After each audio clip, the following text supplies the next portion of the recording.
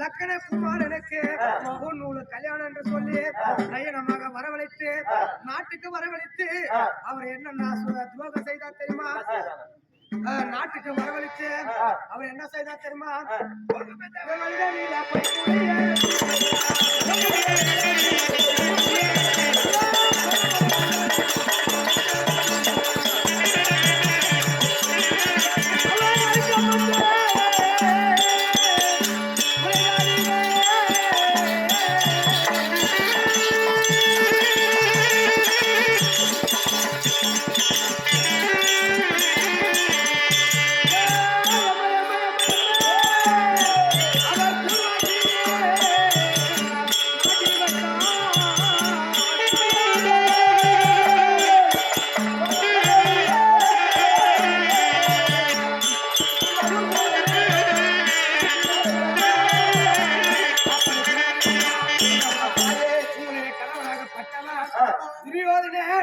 என்ன செய்தார் தெரியுமா?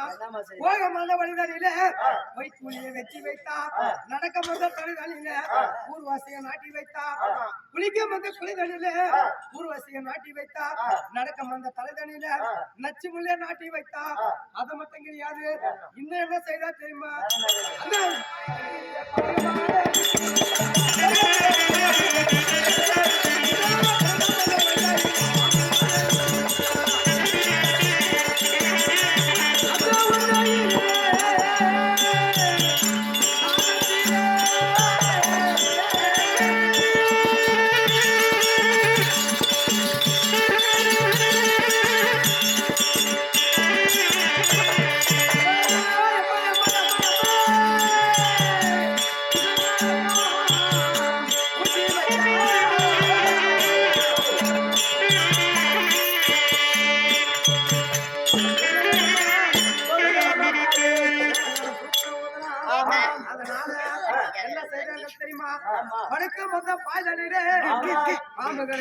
கை கட்டணும்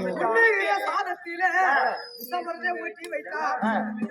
சாக வேண்டும் என்று சொல்லி விஷங்களை ஊட்டி வைத்தார். அது மட்டும் கிடையாது, இன்னும் என்ன செய்ய தெரியுமா? அவங்களை ஐவரை வரவழைத்து இன்னும் என்ன அவங்களை அகமான செய்தார் தெரியுமா? அரைக்கு மாலையே கட்டி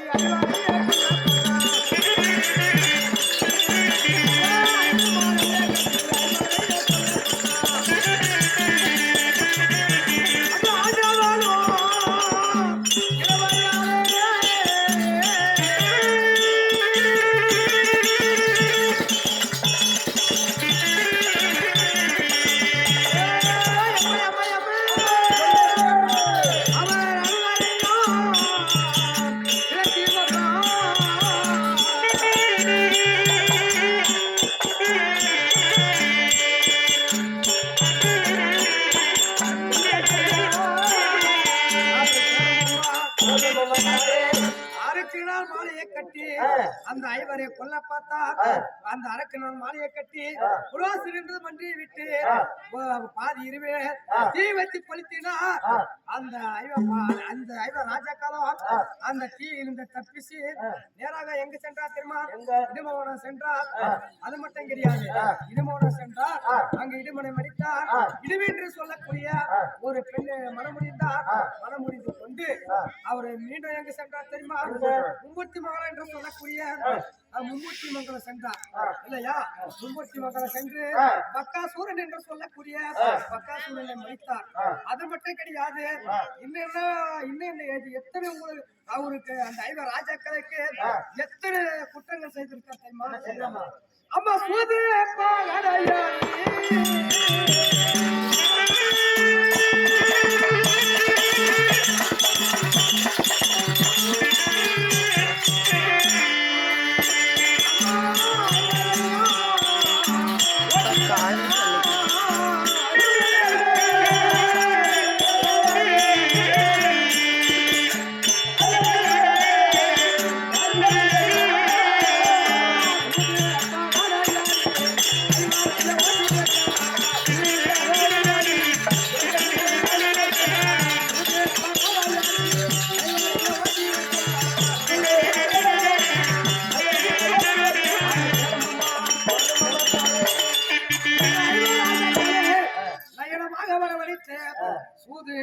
சொல்லக்கூடிய பகல ஆடினார்கள். இந்த நாட்டிலே யாருமே ஆடக்கூடியாத ஆட்டமாகப்பட்டது சூது பகலாளர்கள். சூது பகலையாடி என்ன செய்தார்கள்? அந்த தர்மபுத்திரியில் இருக்கக்கூடிய அவங்களுடைய நாடு நகரம் உப்பு அனைத்துமே நாடு அவங்களுடைய நாடாகப்பட்டது. நாடு அடித்து கொண்டார். உன்னுடைய கணவனாகப்பட்டவன் இல்லையா? நாடு நகரம் என்று சொல்லக்கூடிய அனைத்துமே பறித்துக் கொண்டார். அனைத்தையும் பறித்துக் கொண்டு அப்போது என்ன நடந்தா தெரியுமா? குரு பெறுவர்கள் பார்த்தார்கள். தர்மனாகப்பட்டவர் சூது ஆடுவது தவறு என்று சொல்லி அப்போது குரு பெறுவர்கள் கட்டார்கள் தெரியுமா? தர்மா சூதாடுவதை குற்றம் இல்லையா? சூதாடுறது குற்றம். சூதாடுறதுனால இந்த நாடாள பிரிய மன்னர்கள் சூது ஆடக்கூடாது, நீங்க சூதாடுறது தவறு என்று சொல்லி ஐவர் ராஜாக்களே எங்க ஓட்டி வச்சா தெரியுமா? ஓராண்டு 12 கழித்து வந்தால் பங்குல பிரகாரம் பாதி நாடு தருவன் என்று சொல்லி கானகம் ஓட்டி வைத்தார் இல்லையா? கானகம் ஓட்டி வைத்தார். அப்படி அந்த கானகத்தில் அவங்க எப்படியெல்லாம் வாசத்தை அம்மா அவங்க படுப்பத வட்டப்பாறை, குடிப்பத தொலை நீரு, ஒண்ணு ஓத கை கடைய, இப்படி பல ஆண்டு அவங்க காலம் கழித்து மீண்டும் நாட்டுக்கு வருவார் இல்லையா? அப்படி நாட்டுக்கு வந்த உடனே நாடு கேட்கிற போது நீங்க நாடு கொடுக்க மாட்டீங்க மறுத்து விடுவார் உங்களுடைய கணவர் இல்லையா? முதலாக யாரை தூதாக அனுப்புவார் தெரியுமா? உலக முனிவராக வழங்கக்கூடிய தூதாக அனுப்புவார். அப்படி தூதாக அனுப்பின உடனே உங்களுடைய கணவராக நாடு கொடுக்க மாட்டேன் என்று மறுத்து விடுவார்.